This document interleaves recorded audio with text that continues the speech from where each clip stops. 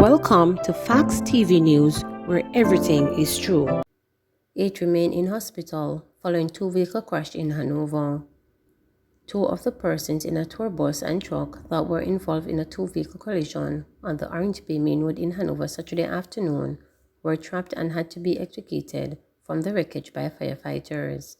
A total of 8 people, 6 of whom are tourists, were rushed to hospital with severe injuries. District officer attached to the Negril Fire Station, Otis Brown, told reporters at the scene of the incident that some of the injured persons were unresponsive, while one of the visitors in the Theatre Heights minibus was trapped. A passenger from the truck was also seriously injured. Brown said the driver of the bus and a passenger of his were transported to a hospital before the emergency crews arrived at the scene. He said the Negril EMS ambulance arrived at the scene before the firefighters. When we got here, they had one in the ambulance. There were 4 others here, so we attended to the 4 others in the bus. One was unresponsive, and the others could move and speak, but they seemed to have severe injuries, Brown said. He added that we immediately extricated the young lady that was sitting behind the passenger seat because she was trapped. The driver of the truck was also seen assisting his passenger, who was reportedly in and out of consciousness. There were 2 persons in the truck. The driver was okay. He was out of the truck and trying to assist his friend that was trapped, stated District Officer Brown, who added, when we got here, he was there talking to him and reassuring him to stay awake because he was in and out of consciousness.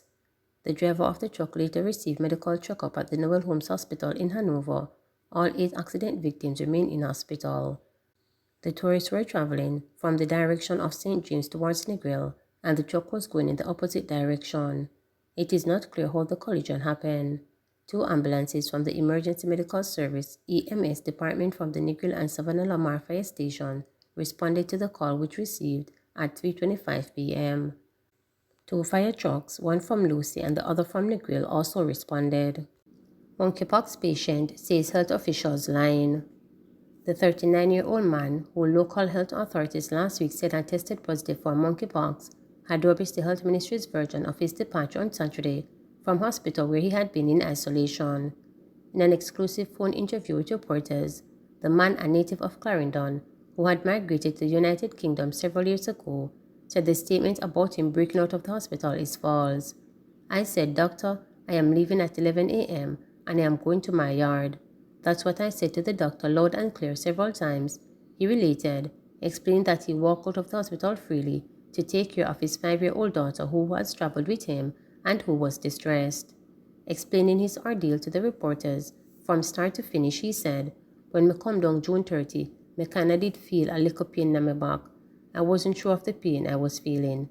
I know I travel with a little back pain every now and then, but the back pain start get excess the Saturday cause me reach the Thursday, spend the Friday with grandma, then the Saturday, now the pain start get excess. Me get some painkiller, the strong one, will ease the pain for the day. So by Sunday evening now the pain start back again. So me go to the doctor. When I went to the doctor, he gave me a note saying I have to admit at the hospital because him scan my chest and see a little thing on my chest and never like what him see. So him send me to the hospital, he said. It was here that the man said things started going haywire, as he was told that he had pneumonia and monkeypox, which left him puzzled as he was exposed to chickenpox and not the controversial disease. They had me from Tuesday, July 5th and Thursday is when they started telling me about pneumonia and monkeypox, which I was surprised because I wasn't exposed to monkeypox. I was exposed to chickenpox with my kids in England and I never had any symptoms before I left. It's when I come here the symptoms start affecting me. I saw a few bumps this Sunday, not knowing it was the chickenpox. When them did do the checks, no, they said it's monkeypox. They can't give me any evidence or proof to say it's monkeypox, but they're telling me it's monkeypox, he said. There wasn't, he said, a great concern among the medics about the rash on his skin, but more so it was the shortness of breath he was experiencing from the pneumonia. In addition to his ailments, he said he also told the doctors that he had traveled with his 5-year-old daughter who was in distress because she was not seeing him at home. As such, he asked that he complete the remainder of his quarantine at home. My baby's been distressed for the last couple of days. What we could do is to get me back as a normal breathing person out of oxygen. I've been on oxygen on the isolation ward from Tuesday and came off on Saturday. When it's time for me to be released to the go home, he rings his other consulted doctor to change the agreement. My youth distress. You have to understand where I am coming from. I'm locked up, I can't see her, can't help her, can't do nothing. Let's try and work it out so the baby is alright. Give me the couple of days to quarantine at home, cause me have space at home where I can quarantine, he said. That's where the disagreement started. Then they changed the argument, saying, me no look fit enough to go home to quarantine. Me have to go spend another 3 weeks in the hospital without no arrangement with my bikini when me have. When me care for a foreign come down here. What am I supposed to leave my 5-year-old kid for 3 weeks? So I turned to the doctor and said, you can't hold me any longer without my permission, and I am not giving you any permission to hold me down for any other 3 weeks and not attend my daughter's needs. I'm her caretaker. He then said I must wait another day for him to call his people to make a decision. I said, no, that can't work. I am going to leave the hospital, and you know exactly where I am going. You know where my daughter is staying, and that's exactly where I am going. So all them putting out fake news say me jump through window and broke out the hospital, me walk straight past the doctor and tell him exactly where I was going. Surprisingly, when I reached to where my daughter is, I heard police driving up and down looking for me, and I told them exactly where me is, the man said. I even requested a copy of the document, the blood test saying I have monkeypox, and I can't receive it. It puzzles my brain as to how I could have picked up monkeypox when my kids have chickenpox. It puzzled my brain as to how it transferred from chickenpox to monkeypox when we reached Jamaica. What causes that? Further, the pox wasn't the concern. The shortness of breath and my lungs was the concern. So, why I no longer need to complete quarantine at my home with my child, as was initially agreed, he reasoned. The man reiterated that his concern was for the welfare of his child. How could I allow you to lock me down for 3 more weeks when I was concerned about my child? For the last 4 days, me picking a eat. She drop asleep from about 2 in the afternoon, wake up 12 in the night crying. I can't allow that. I've only stood up for my rights and speak up. I walk out of there. I even told the security guard that I had an agreement with the doctor, and he went back on that. That's not honorable. Everything I told the doctors was the truth. They knew exactly where I am, he said. The man returned to the hospital and went into isolation soon after officials confirmed. DPP wants better protection for witnesses. There has been a concern for witnesses after they have given information in court, and so Director of Public Prosecutions DPP Paula Llewellyn is adamant that more must be done to protect them. Llewellyn stressed that more resources ought to be channeled into the government's witness program.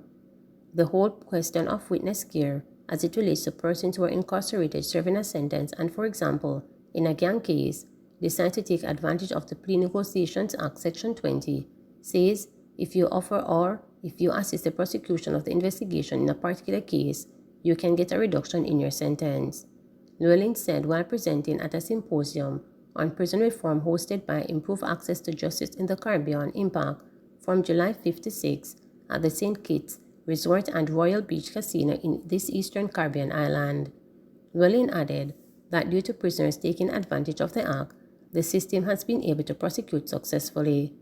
This is an element I would wish to focus on, the whole question of witness care for persons who are going to be cooperating witnesses. And we in Jamaica have been doing some gang prosecutions, and we have recognized that there is no provision in respect of the infrastructure to cater for prisoners who are serving a sentence and who have consented to use the Plea Negotiations Act and get that advantage of getting several years shaved off their sentence. In 2019, the Ministry of Justice pleaded to improve the state of witness care and protection in Jamaica.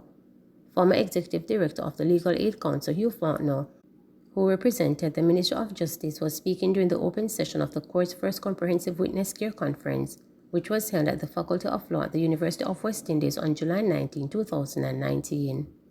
Faulkner had said that the key stakeholders, which included justice sector officials, the legal fraternity, civil society, and the judiciary, that the Jamaica government stands ready to work along with the partners and implementing agencies to strengthen systems and processes to benefit witnesses.